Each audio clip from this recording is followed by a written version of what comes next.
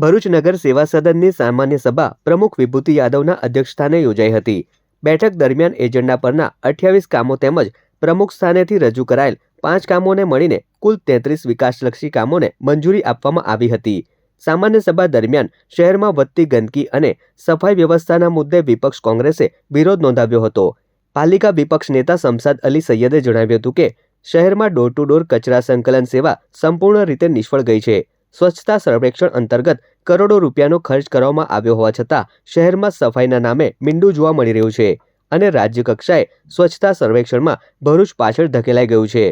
એટલે નગરપાલિકા ખાતે આજે સામાન્ય સભામાં આનો જોરદાર વિરોધ કર્યો છે। કરોડો રૂપિયા આજે નગરપાલિકા કહી શકાય કે કરોડો રૂપિયાની ગ્રાન્ટ સફાઈ પાછળ ખર્ચતી હોય અને સ્વચ્છતા સર્વેક્ષણના અંદર પણ નગરપાલિકાએ રાત દિવસ મહેનત કરીને કહી શકાય કે છેલ્લી ઘડીએ રાત દિવસ કામ કરીને નંબરિંગ લેવાની કામગીરી જે કરેલી હતી એ પણ એમની નિષ્ફળ ગઈ અને જે રીતે નેશનલ લેવલ પર અને સ્ટેટ લેવલ પર પણ સ્વચ્છતા સંરક્ષણના અંદર ભરૂચ ઘણું પાછળ ફેંકાયું છે ગત વર્ષ કરતા। એવી જ રીતે ભરૂચના અંદર જે બીજી સમસ્યાઓ છે એ સમસ્યાનો ઉપર પણ આજે નગરપાલિકાની સામાન્ય સભામાં ચર્ચા કરી છે। બાયપાસ વિસ્તારના અંદર જે રીતે ડિવાઈડરના વચ્ચેના જે સ્ટ્રીટ લાઇટના પોલ તૂટી ગયા છે તે પણ અમારા સાથી સભ્યોએ એની પણ વિરોધ કરીને રજૂઆત કરેલી છે કે તાત્કાલિક એને નાખવામાં આવે સ્ટ્રીટ લાઇટના પોલો। એની સાથે સાથે જે ભરૂચ નગરપાલિકાની આજની સામાન્ય સભામાં વિવિધ મુદ્દાઓ પર ચર્ચા થઈ। તો બીજી તરફ કોંગ્રેસના સભ્ય હેમેન્દ્ર કોઠીવાલાએ ભૂગર્ભ ગટર યોજનાનો મુદ્દો ઉઠાવતા જણાવ્યું હતું કે આ યોજનાને 10 વર્ષ પૂર્ણ થઈ ગયા હોવા છતાં નગરપાલિકાએ જનતાને આપેલા વાયદાઓ હજુ સુધી પૂર્ણ કર્યા નથી। ભરૂચ નગરપાલિકા દ્વારા જે પ્રમાણે ભૂગર્ભ ગટર યોજનાની યોજના આવી હતી એ યોજનાને આજે સંપૂર્ણ 10 થી 12 વર્ષ થવા આવ્યા છે છતાં પણ એ કાર્ય અધૂરું છે।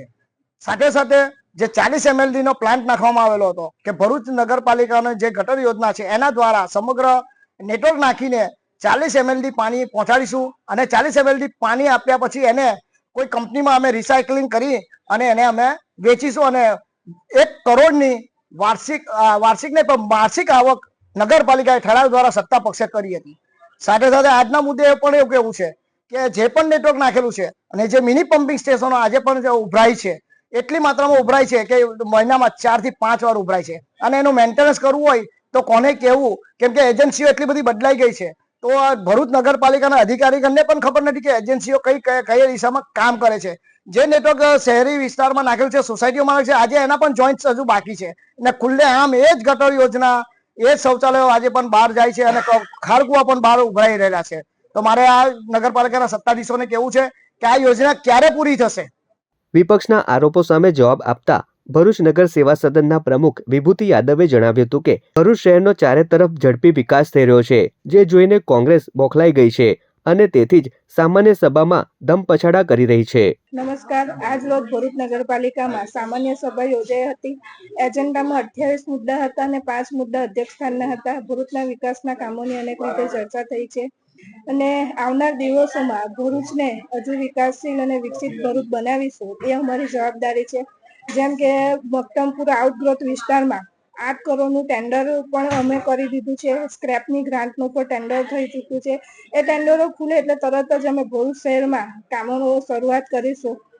જેવી રીતે આજે કોંગ્રેસના સભ્યો ઉછળતા હતા ભરૂચ જેવી રીતે વિકાસની ગતિ ઝડપી કરી રહી છે તેમાં કોંગ્રેસ બોખલાઈ ગઈ છે એટલે ગમે તે રીતે ધમપછાડા કરી રહી છે।